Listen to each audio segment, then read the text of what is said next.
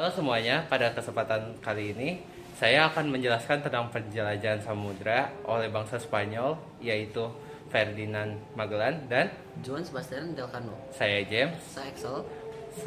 Mari kita mulai. Esol, ini gue ada makanan sama minuman. Mes, thank you.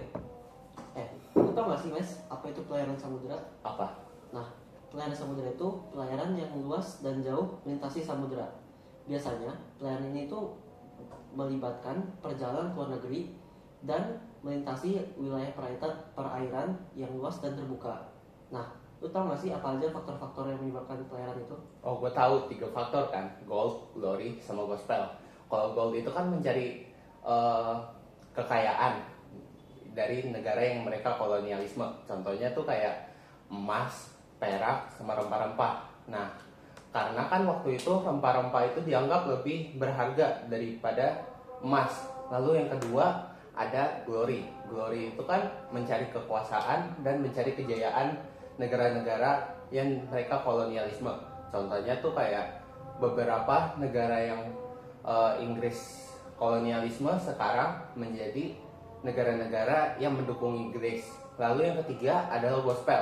Gospel itu kan menyebarkan agama Kristen ke wilayah-wilayah yang mereka kolonialisme. Contohnya seperti banyak negara-negara yang Inggris kolonialisme sekarang adalah negara yang memiliki mayoritas agama Kristen. Lalu pada awal abad ke-16 bangsa Eropa tuh mulai berbondong-bondong atau berlomba-lomba buat mencari wilayah-wilayah yang bisa ia kolonialisme agar mencari kekayaan dari wilayah-wilayah tersebut. Contohnya tuh kayak bangsa Spanyol.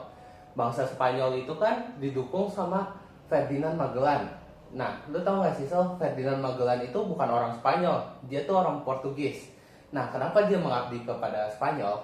Karena di negaranya sendiri tuh ia ditolak sama rajanya sendiri, yaitu dia pengen tuh ke wilayah-wilayah yang kaya akan rempah-rempah tapi menggunakan arah timur, sedangkan raja-raja yang di raja-raja di Portugis itu pengennya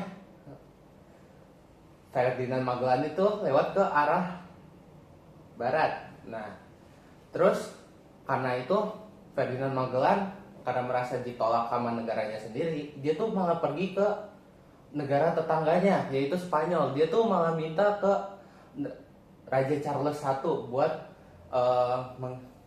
apakah disetujui sama Raja Charles I.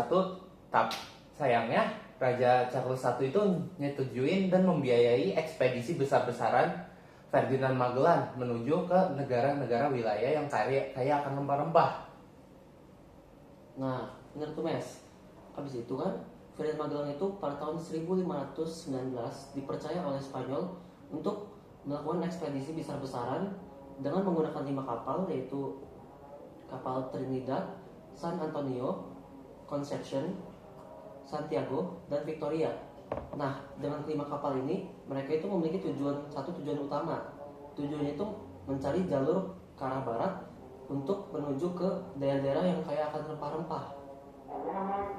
Nah, jadi perjalanan itu dimulai dari Spanyol menuju ke pantai Amerika Selatan. Terus di bagian selatan benua tersebut, Ferdinand Magellan itu menemukan jalur laut sempit yang kini itu dinamakan Selat Magellan. Setelah itu dia itu melintasi samudera yang sangat luas yang belum pernah dijelajahi oleh bangsa Eropa sebelumnya. Nah, Ferdinand Magellan itu menamai samudera tersebut Samudera Pasifik karena tenang dan damai. Terus setelah berbulan-bulan dalam pelayaran di melintasi samudera tersebut, rombongan Ferdinand Magellan akhirnya sampai di Filipina pada tahun 1521. Namun sayangnya Ferdinand Magellan harus tewas di daerah tersebut karena peperangan melawan suku penduduk asli Pulau Mactan, yaitu Lapu-Lapu. Nah, setelah kematian Magellan kan dilanjutin sama Juan Sebastian Elcano, pelayar dari Spanyol. Nah, dari 5 kapal yang lu sebutin tadi ternyata tuh cuma pas yang selamat tuh cuma 1 kapal doang, yaitu kapal Victoria.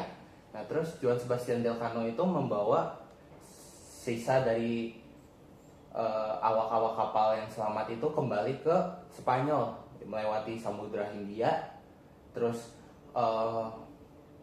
melewati Tanjung Harapan yang ada di Afrika Selatan, lalu sampai di Spanyol tuh pada tahun 1522. Dari 270 orang yang lu sebutin buat berlayar itu, yang berhasil kembali ke Spanyol itu cuma 18 orang. Nah, dari ekspedisi itu bangsa Eropa tuh dapat wawasan baru sama pendidikan baru, pengalaman baru, bahwa kalau yang pertama itu bumi itu bulat. Nah, terus semua dari samudra-samudra itu ternyata terhubung menjadi satu. Lalu yang kedua, bangsa Eropa tuh menyadari bahwa perdagangan internasional itu sangat penting. Nah, benar tuh. Jadi dengan demikian, meskipun Ferdinand Magellan itu tidak sempat melanjutkan perjalanannya dalam mengelilingi dunia, namun keberanian dan keteguhan John Sebastian Elcano itu kan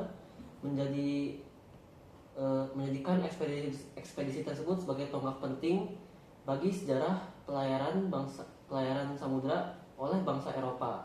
Nah, udah tuh. Yeay, selesai!